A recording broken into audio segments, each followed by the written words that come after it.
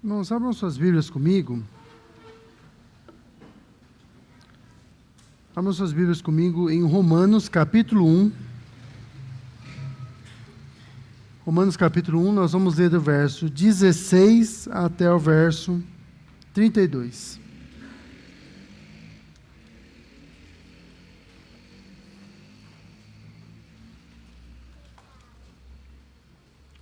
Romanos 1, de 16 a 32, diz assim a palavra do nosso Deus. Pois não me envergonho do Evangelho, porque é poder de Deus para a salvação de todo aquele que crê, primeiro do judeu e também do grego. Visto que a justiça de Deus se revela no Evangelho, de fé em fé, como está escrito, o justo viverá por fé. A ira de Deus se revela do céu contra toda a impiedade e perversão dos homens que detêm a verdade pela injustiça. Porquanto o que de Deus se pode conhecer é manifesto entre eles, porque Deus lhes manifestou. Porque os atributos invisíveis de Deus, assim o seu eterno poder, como também a sua própria divindade, claramente se reconhecem desde o princípio do mundo, sendo percebidos por meio das coisas que foram criadas. Tais homens são, por isso, indesculpáveis. Porquanto, tendo conhecimento de Deus, não o glorificaram como Deus, nem lhe deram graças.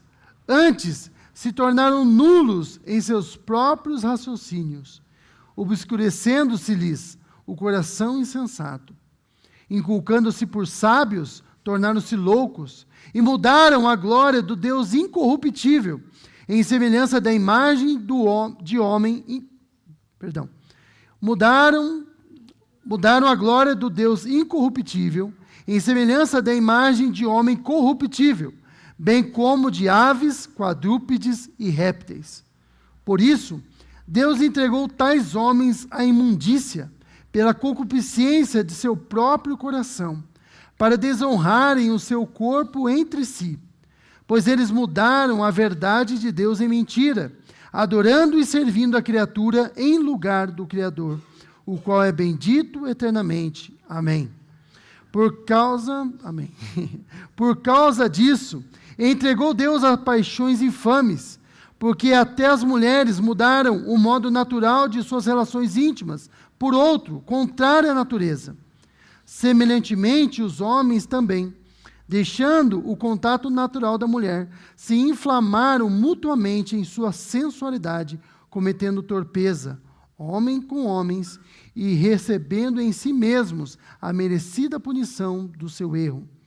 E por haverem desprezado o conhecimento de Deus, o próprio Deus os entregou a uma disposição mental reprovável, para praticarem coisas inconvenientes, cheios de toda injustiça, malícia, avareza, maldade, possuídos de inveja, homicídio, contenda, dolo, malignidade, sendo difamadores, caluniadores, aborrecidos de Deus, insolentes, soberbos, presunçosos, inventores de males, desobedientes aos pais, insensatos, pérfidos, sem afeição natural e sem misericórdia.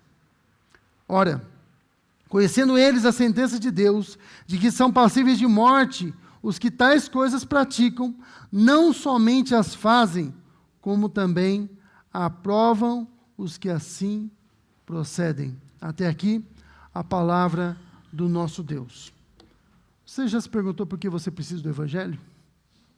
Por que precisamos do Evangelho? Bom, essa é uma pergunta que talvez você já tenha feito. Mas, certamente, muitas pessoas fazem por aí. Por que eu preciso do Evangelho? Por que eu preciso de Jesus? Por que eu preciso de Deus? E blasfemam, e falam torpeza, falam coisas inconvenientes, fazem coisas inconvenientes, e se entregam ao seu próprio pecado. Por que precisamos do Evangelho? Paulo está escrevendo à igreja de Roma, que era a capital do Império Romano.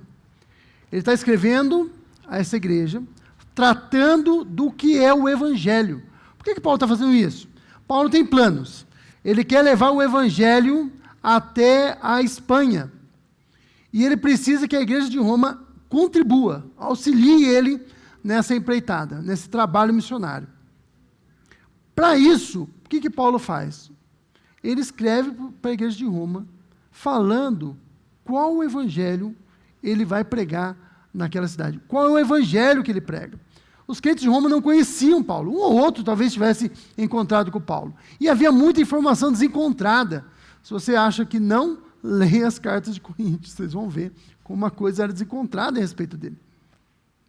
E Paulo quer deixar muito claro que evangelho é esse que ele crê e que evangelho ele vai pregar às pessoas ali da Espanha. Ele precisa de ajuda financeira. Mas ele não faz nada à toa, é Deus trabalhando ali. Então não é algo feito de forma aleatória. Paulo tem mais um propósito. Ele sabe que existe um problema na igreja de Roma. Qual é o problema que tem na igreja de Roma? Bem, os judeus, eles eram uma grande pedra no sapato do cristianismo. Eles eram um problemão. E aonde que os cristãos estavam, os judeus iam lá e faziam algazarra, faziam confusão. E eles tinham feito tamanha confusão que os cristãos, juntamente com os judeus, tinham sido expulsos de Roma. Os cristãos judeus tinham sido todos expulsos de lá. Ninguém podia. Isso durou um tempão. Eles não puderam retornar para Roma por um bom tempo. Enquanto isso, o evangelho que não fica parado, ele continuou sendo pregado. Aqueles cristãos que eram gentios, que eram romanos, ou eram gregos, ou eram de qualquer outra nacionalidade, a não ser que não fosse judeu, continuaram ali na cidade, e a igreja continuou. Surgiu uma nova liderança, uma liderança de gentios.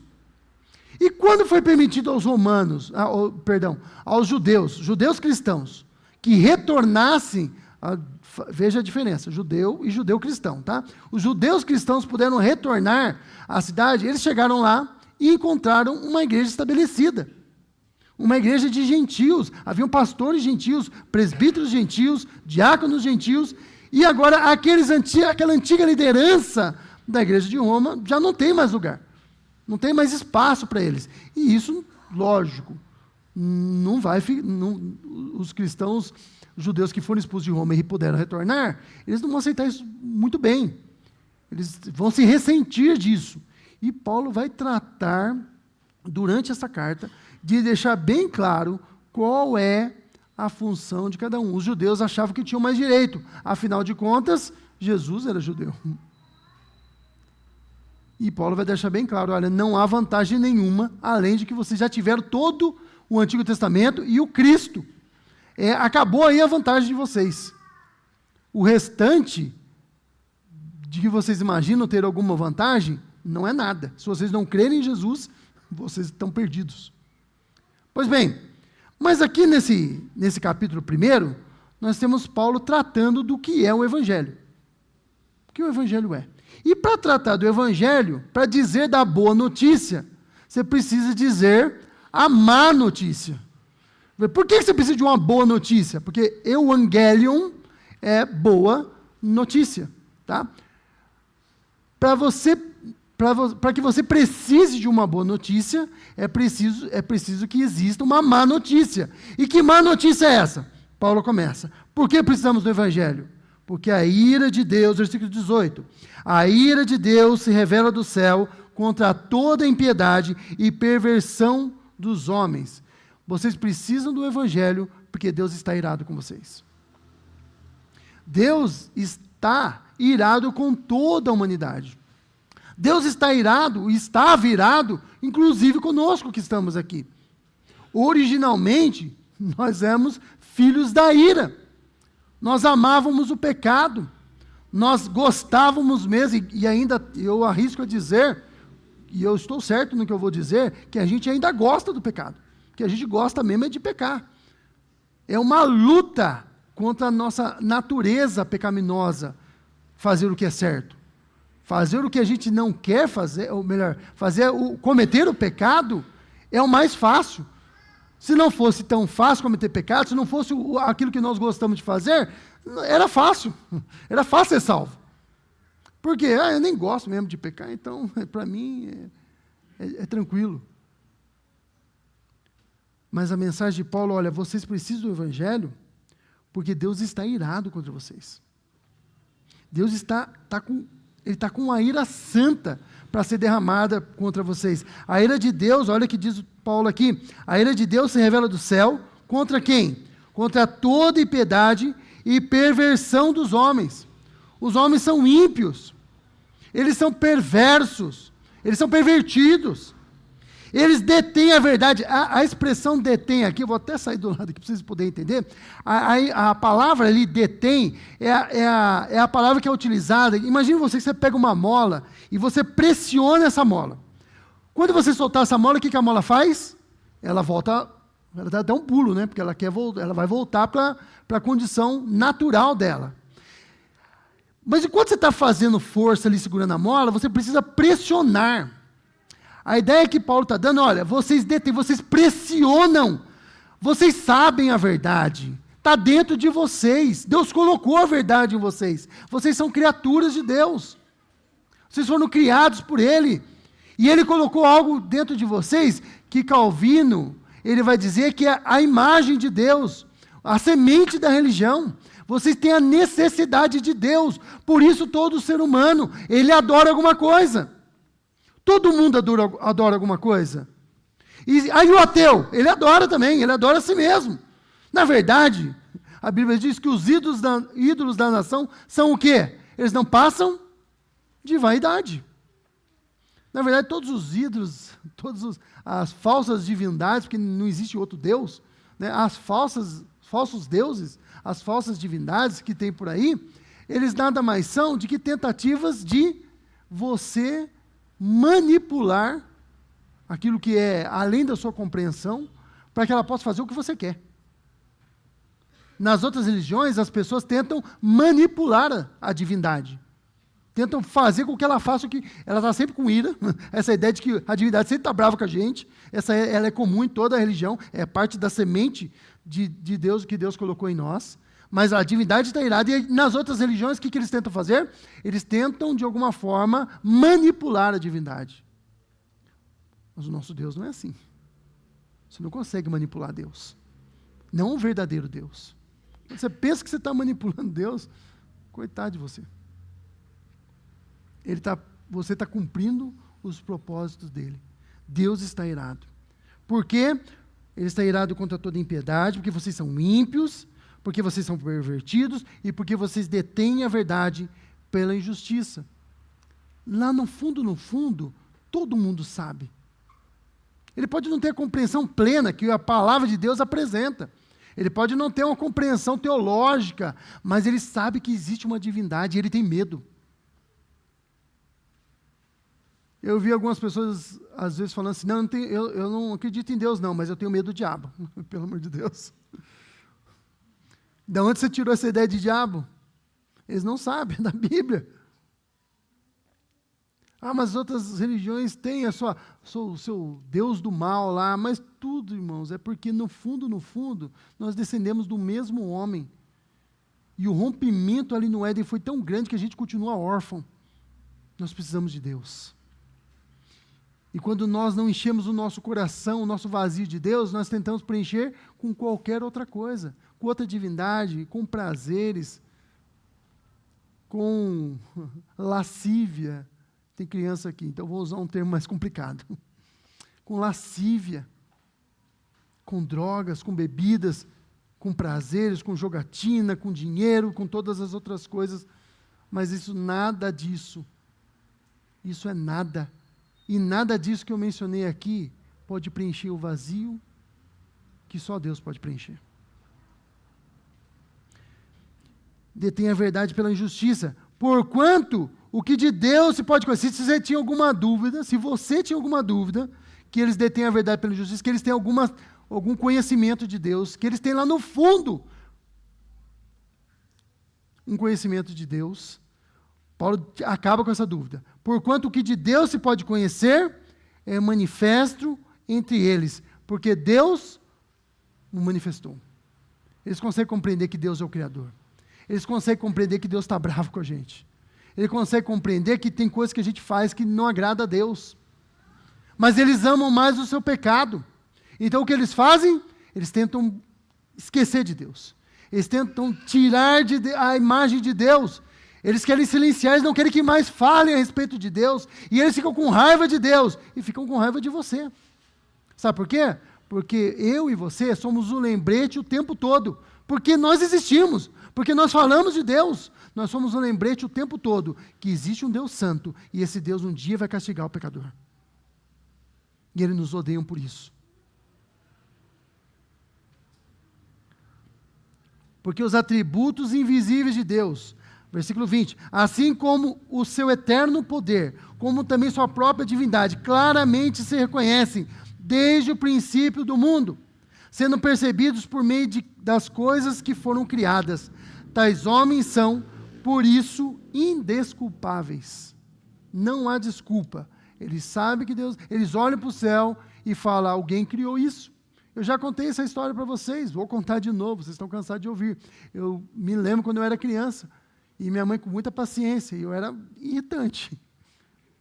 E eu falava assim, mãe, senhor não, que não estava orando, né? Mãe, quem foi que criou a estrela? Aí minha mãe, Deus.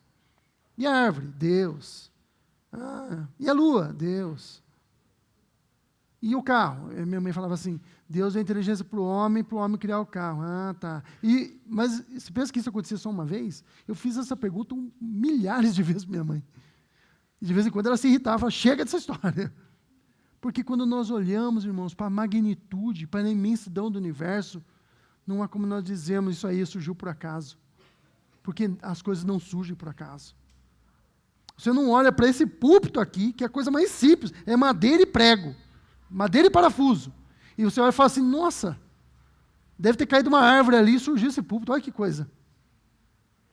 Por que não pensamos assim? Porque as coisas complexas não surgem por acaso. E se o universo é complexo, o imensurável é complexo, que dirá de nós, dentro de nós? Essas pseudo-teorias, não são nem teorias, essas hipóteses que surgem por aí, elas não são nada. Se você estuda um pouquinho, eu estudei, gastei bom tempo da minha vida estudando essas coisas, eu olho para a teoria de evolução, teoria do Big Bang, não é nada, é poeira em cima de nada. É tão ruim essas teorias que eles precisam o tempo todo estar reformulando ela e nunca chegam em lugar nenhum. Sabe por quê? Porque tudo que nós olhamos, e por mais que a gente experimente, por mais que a gente teste, nós chegamos à conclusão, jamais ou muitas vezes dita, no princípio, Deus. No princípio, Deus. Nós precisamos do Evangelho, porque o que nós fazemos é pecar contra Deus. Nós detemos a verdade. Nós conhecíamos a Deus, e nós o ignorávamos. Paulo diz que, no versículo 21 e 23, olha o que ele diz, porquanto tendo conhecimento de Deus, não glorificaram como Deus, nem lhe deram graças, antes se tornaram nulos em seus próprios raciocínios. Parece com esse povo que a gente conhece hoje em dia, que eles tentam raciocinar o tempo todo para tentar criar um jeito de tirar Deus da jogada. Porque na cabeça deles, se eles conseguirem tirar Deus, então, sabe quando as pessoas chegam para você e querem que você fale aquilo que elas querem ouvir? Porque parece que dá uma segurança. Já aconteceu isso comigo. No trabalho pastoral, as pessoas me procuram para aconselhamento e falam assim, se eu fizer tal coisa, Deus vai me perdoar? Essa quer que eu fale o quê? Vai, manda bala. E eu falo, não faça isso. Aí eles ficam bravos comigo. Por quê? Porque eu sou estraga-prazer, eu estou contando para elas aquilo que Deus determina em sua palavra.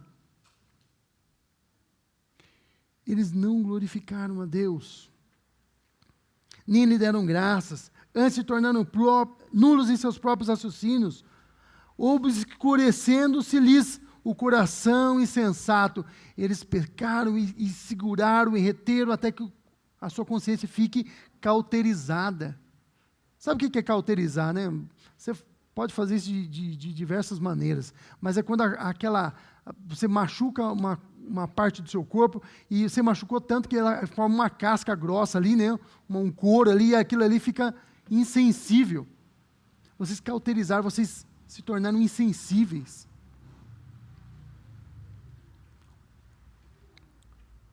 inculcando-se por sábios, nós somos muito inteligentes. Tornaram-se loucos.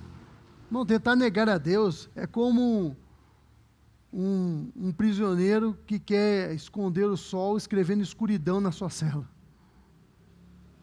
Não vai apagar o sol. Tornaram-se loucos e mudaram a glória do Deus incorruptível, em semelhança de homem corruptível, bem como de aves, quadrúpedes e répteis. Olha, isso aqui é quebra do mandamento. O que Deus falou? Não faça imagem de mim. Porque qualquer tentativa de fazer imagem de mim, vocês me diminuem. Mas aqui não está falando nem disso. Vocês preferiram adorar qualquer outra coisa. Preferiram adorar a vaca, preferiram adorar o rato, preferiram adorar a criatura. Em todas as religiões, sempre que eles vão representar Deus, eles representam em forma de um homem com cabeça de alguma coisa, se for o Egito, ou de outros. E não só a imagem ali é de um homem, como as divindades, as falsas divindades, elas têm sentimentos daquilo que é pior no ser humano. Eles são invejosos, eles são adúlteros, eles são...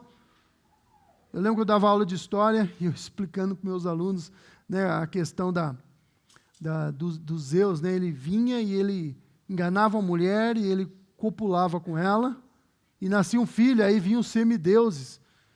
Aí só, mas o povo acreditava nessa história, falou, o soldado está 10 anos na guerra, aí ele volta, a mulher está grávida de 9 meses, mas está 10 anos na guerra, como é que ele explica isso? Foi Zeus.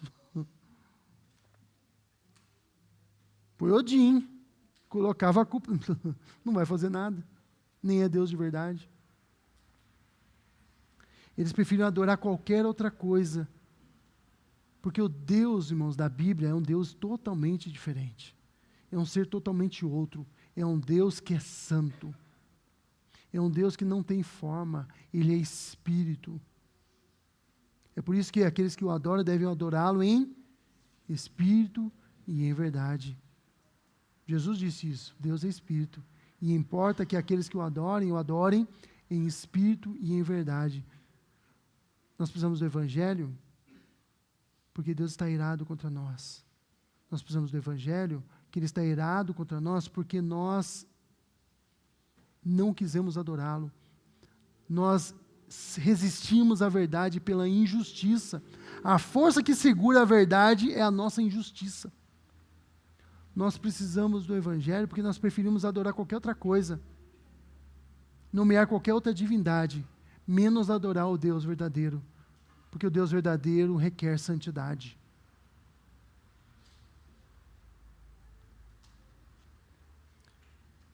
Qual é a consequência disso? De provocar a Deus e tudo mais? Deus castiga. Como é que Deus castiga? Ele castiga de diversas formas, mas a maneira mais terrível que Paulo apresenta aqui é Deus abandonar. A forma mais terrível de Deus nos castigar, irmãos, é quando Ele nos abandona às nossas próprias paixões. Ele nos entrega ao nosso próprio apetite, à nossa própria vaidade. Você quer isso? Você lembra quando o povo de Israel queria codornas? Na verdade, eles queriam carne, né? Eles estavam reclamando, o maná em bando de ingrato. Tudo bem, comer o maná todo dia, um certo tempo você enjoa, mas veja, eles não mereciam nada. Deus está dando comida o tempo todo para eles. E eles reclamam. E Deus fala assim, ó, eles estão reclamando, né, Moisés? Fica tranquilo, não é com você não, é comigo. Eles estão reclamando, eu vou dar carne para eles. E vai sair pelos narizes, eles vão comer carne até sair pelo nariz. E eles vão morrer de tanto comer carne. O ser humano não quer pecar, Paulo está dizendo, pois ele vai deixar que eles se enchem, se fartem de pecado, que saia pelos narizes, que eles não aguentem mais. Olha o que o texto diz aqui, ó, por 3 vezes, Deus os entregou, olha no versículo 24, por isso, porque fizeram tudo isso com a imagem de Deus, porque desprezaram a Deus e tudo mais, Deus entregou a tais homens à imundícia, pela concupiscência do seu próprio coração, para desonrarem o seu corpo entre si. Porque isso virou um Deus. A lascívia virou um Deus para eles. Eles fazem de tudo para satisfazer. E sabe, não satisfaz. É um dia em relação com uma, daqui a pouco teve um ou 2 anos atrás, eu não lembro quanto tempo faz, morreu um daqueles atores que fazia Friends. Vocês lembram disso aí?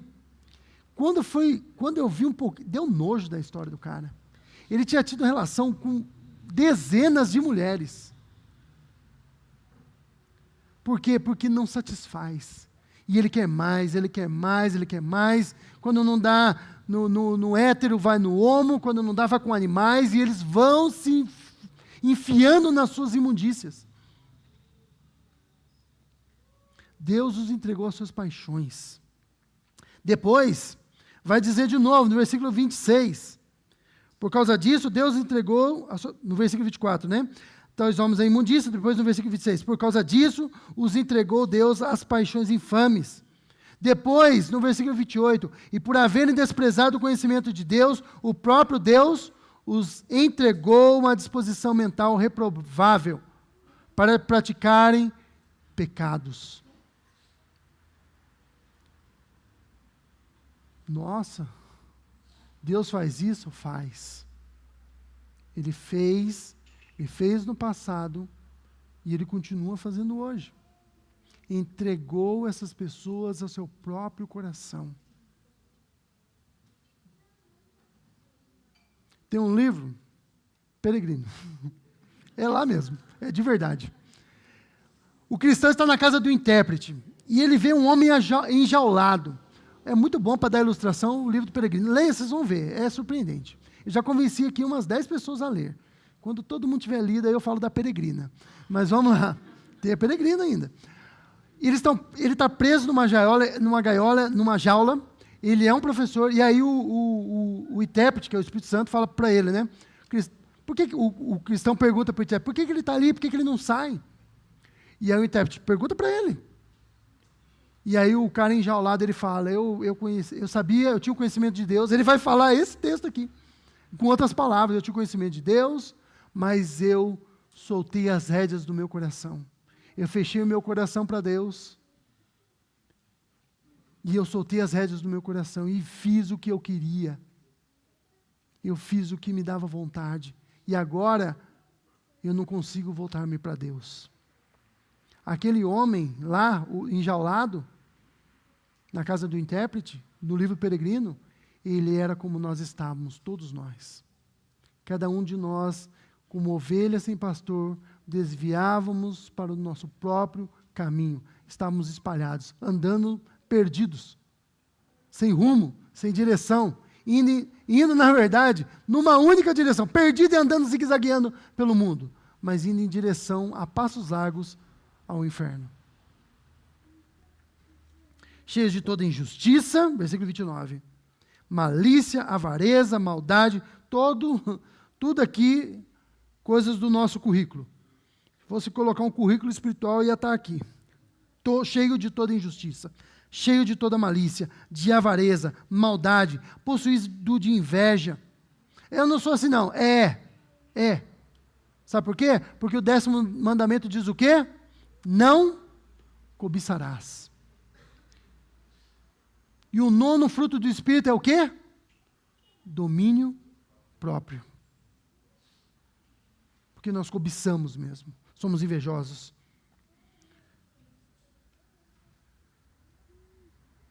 Deixa eu me achar aqui. Toda injustiça, malícia, avareza, maldade, possuído de inveja, homicídio. Mas nunca matei ninguém. Mas o que Jesus fala? Porque o padrão de Deus é muito mais alto. Se você olha para alguém com um olhar de ira, falando, se eu pego, eu acabo com ele, eu mato esse miserável. Não precisa nem ter feito. Só de você ter feito isso, para Deus, você é um assassino. É um homicida. O padrão de Deus irmãos, como escapar da ira vindoura? Contenda, a gente gosta de uma contenda, né? Dolo, a gente faz. Ninguém aqui pode dizer que é um pecador. Eu sou um pecador, mas eu sou não é doloso. Como é que é o nome da expressão? Culposo. Eu sou um pecador culposo. Caiu o pecado em mim, nossa, caiu. Cheio de dolo, nós fazemos porque nós queremos. cheios de dolo, malignidade, sendo difamadores, caluniadores, aborrecidos de Deus, insolentes, soberbos, presunçosos. Quem não é presunçoso, né? Inventores de mal. Se já não bastasse os males que existem, a gente inventa um pouco mais.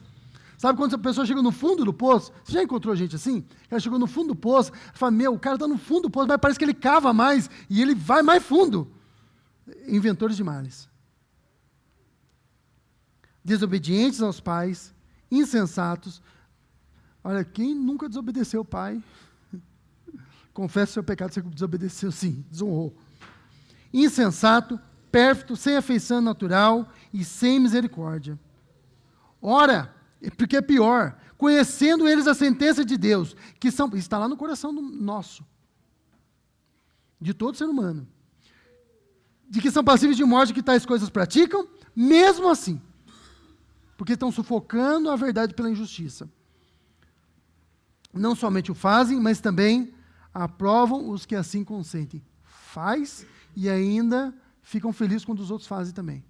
Na cabeça dele, fala assim, ele fez também. Já passou por isso? Eu, às vezes, quando eu converso com os alunos lá da escola, e aí ele fez alguma coisa errada e vai lá para a coordenação e eu preciso conversar com ele, aquela conversa pedagógica.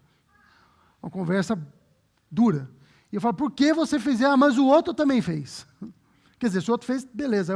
Aí eu respondo para ele, mas eu não estou falando do outro, eu estou falando de você. Por que você fez? Não só fazem, como aprovam aqueles que também procedem. Todo mundo é assim. E todos nós éramos assim. Essa é a má notícia. Não tinha como você vai escapar da ira vindoura. Não tinha jeito. Não tinha escapatória. Todos nós fizemos essas coisas. E alguns de nós ainda fazem. Ou talvez todos nós fazemos algumas dessas coisas. Todos fazem algumas dessas coisas. Como escapar? Não há escapatória. A verdade é essa. Você não pode fazer nada para mudar a sua situação. Você está morto em seus delitos e pecados. Paulo fala lá em Efésios capítulo 2. Você está morto e espera-se do morto que ele continue morto.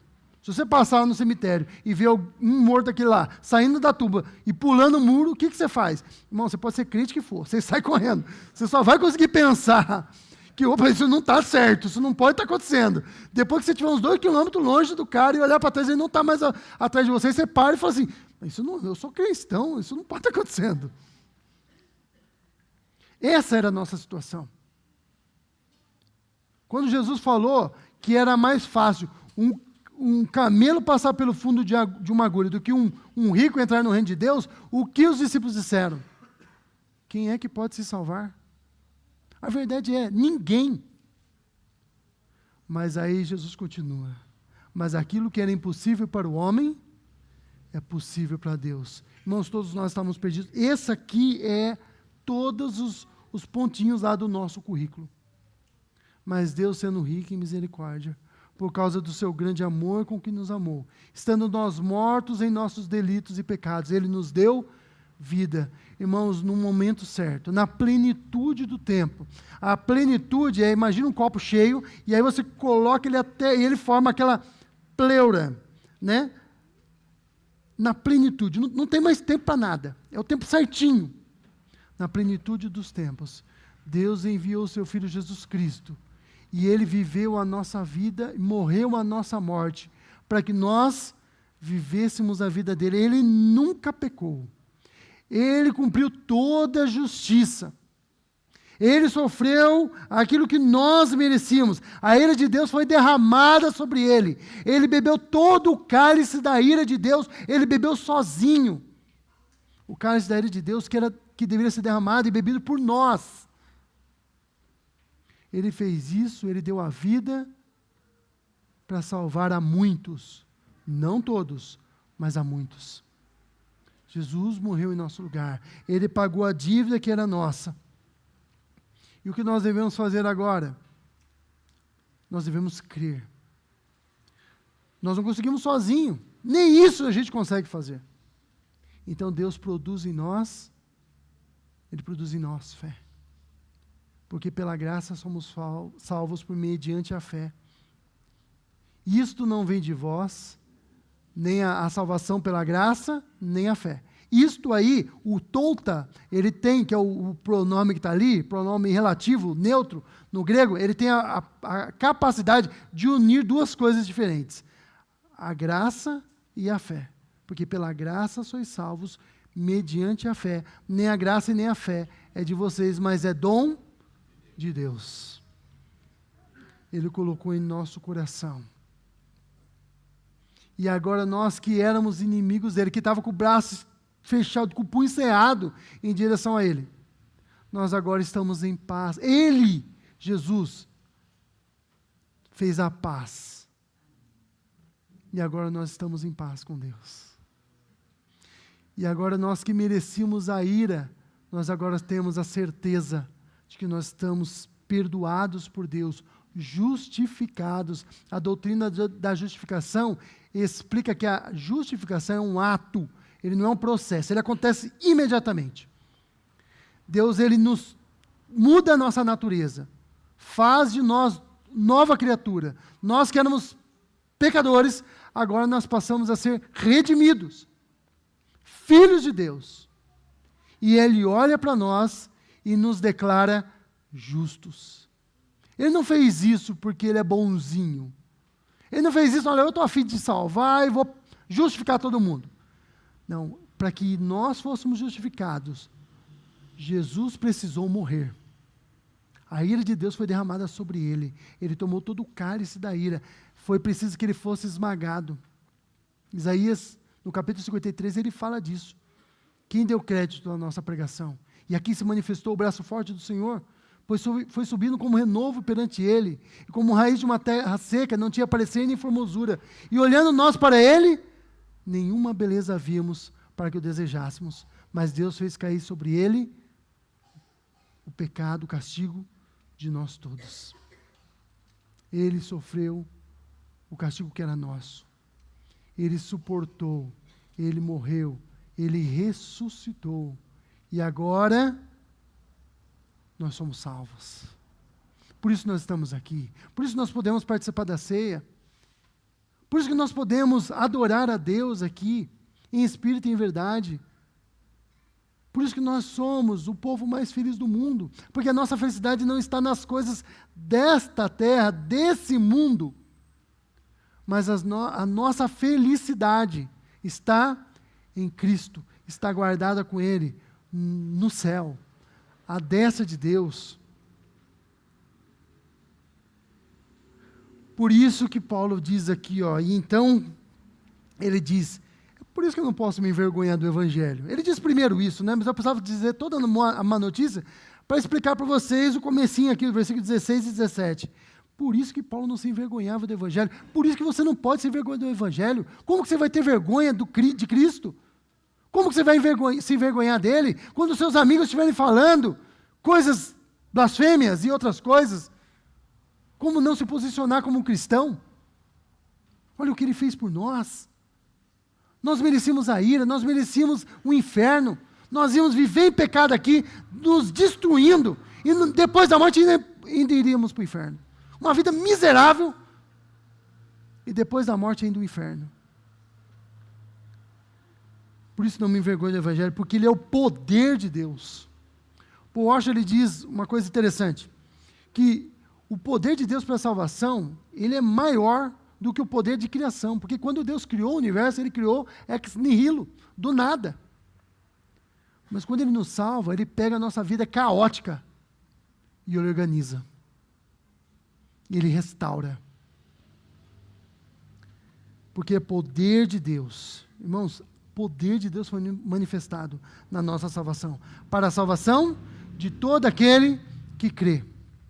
Se você ainda não crê em Jesus, você precisa desesperadamente dele, porque a sua situação, talvez você esteja aqui, ou me assistindo pela internet, hoje ou em outro dia, se você está me ouvindo e você ainda não caiu de joelhos diante do senhorio de Cristo, toda essa ira de Deus, ela está sendo derramada sobre você, e logo você vai senti-la. Quando o castigo é imediato, nós vamos ler daqui a pouquinho o texto de 1 Coríntios 11, de 23 a 32.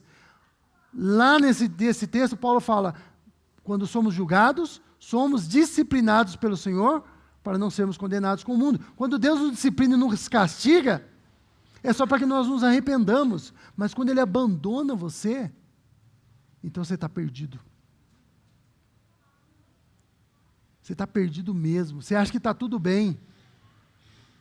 Na época do Jeroboão II, lá de Israel, o rei Jeroboão II, Israel, a nação do norte, achava que estava tudo bem. Havia prosperidade, eles estavam enriquecendo muito, eles viviam de forma idólatra. Não teve um rei bom lá no norte de Israel.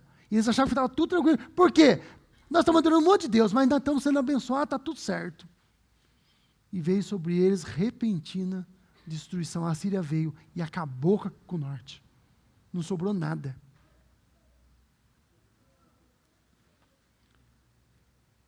O Evangelho é o poder de Deus. A boa notícia é o seguinte: você merece o inferno. A boa notícia é: Deus pode te salvar. Ele enviou seu Filho Jesus Cristo para morrer a sua morte, para que você vivesse a vida dele. Isso é para todos? Não. Para aqueles a quem ele elegeu antes da fundação do mundo. Mas a pregação é um meio de graça. Primeiro do judeu e também do grego. Lembra que eu falei para vocês? Haviam lá uns cristãos judeus que tinham retornado e eles queriam ser líderes primeiro. A salvação veio primeiro para o judeu, porque aonde que Jesus viveu? Para quem foi pregado primeiro o Evangelho? Para o judeu. E depois, os gentios foram alcançados. Visto que a justiça de Deus se revela do céu, se revela no Evangelho, perdão. O Evangelho fala, a justiça de Deus foi aplacada. Alguém sofreu. Ela foi aplicada em Jesus. Não por todos, para os eleitos. De fé em fé.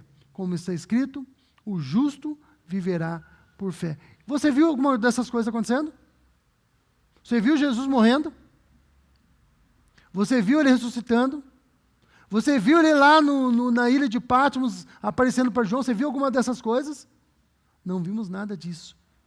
Como é que nós vivemos? Lutero queria pagar pela sua salvação. E ele nunca conseguia. Por quê? Porque não dá para pagar. Você não compra a salvação. O justo vive pela fé. Nós cremos. Nós acreditamos. Nós acreditamos que Jesus fez tudo isso. Nós cremos porque o Espírito Santo colocou isso no nosso coração. Ele que testifica em nós, dizendo que nós somos filhos de Deus. Nós cremos e acreditamos. Como é que você é salvo? Por Jesus Cristo. A salvação pertence a Deus. Ele nos salva do começo ao fim. Sobrou alguma coisa para você fazer? Nada. Resta-nos crer naquilo tudo o que ele fez. Por isso que Paulo fala, longe de mim me gloriar, senão na cruz de Cristo. Por quê? Que mérito você tem na cruz de Cristo? Nenhum. Você não tem mérito nenhum.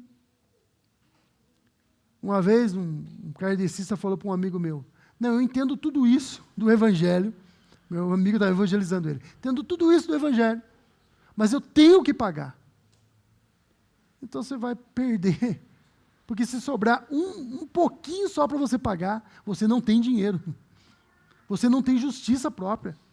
Os escritores hebreus dizem o que da nossa justiça? Ela é como trapo de imundícia. Trapo de imundícia era aquilo que as mulheres colocavam para tampar o seu corrimento. Quando alguém tocasse, se alguém tocasse uma mulher no período da menstruação, ele se tornava impuro. Imagina você tocar no próprio sangue. O que eles faziam com aquele tecido? É queimado, não sai para nada, é jogado fora. Essa é a nossa justiça. Por isso que nós precisamos da justiça de Cristo. Da justiça de Cristo. E Ele põe a sua justiça sobre aqueles que Ele elegeu antes da fundação do mundo, que em um dado momento da sua vida foram impactados pela pregação do Evangelho, se quedaram em seu coração e reconheceram que só em Jesus há salvação. Sangue puro, sangue de Deus foi derramado por nós. Nós não merecíamos, mas Ele fez porque Ele nos amou antes da fundação do mundo. E crendo nisso, que nós vivemos essa vida, e crendo nisso, por fé, nós viveremos por toda a eternidade. Em novo céu e em nova terra, onde habita a justiça. Alguém falou para mim assim, você nunca fala do céu. Eu falei, meu Deus, mas eu falo do céu toda pregação. Toda pregação minha eu termino dizendo o quê? Que nós estaremos com Cristo em novo céu e nova terra, onde habita a justiça. Se você já crê em Deus, se encha de alegria, porque nós nos acostumamos com as coisas do Evangelho. Se encha de alegria. Olha do que Deus te livrou. E se você ainda não creu em Cristo, creia imediatamente. Se arrependa imediatamente. Porque a única atitude que nós podemos ter com relação a Deus é arrependimento em relação ao nosso pecado. E amor em relação à salvação que nós fomos alcançados por ela. Viva essa verdade. Por isso, precisamos do Evangelho. Por isso, precisamos da notícia boa. Porque nós éramos inimigos de Deus. Você é inimigo de Deus. Você era inimigo de Deus. Talvez ainda seja. Não sei todo mundo que está me ouvindo hoje. Não sei como você está. Não sei qual é o seu relacionamento com Deus. Então, na hora de você fazer as pazes. Ele está te chamando. Ele vai atrair o seu entendimento ao conhecimento dele. Ele vai arrastar você. Porque Deus é o Deus que transforma a vida. Curva sua cabeça. Oremos.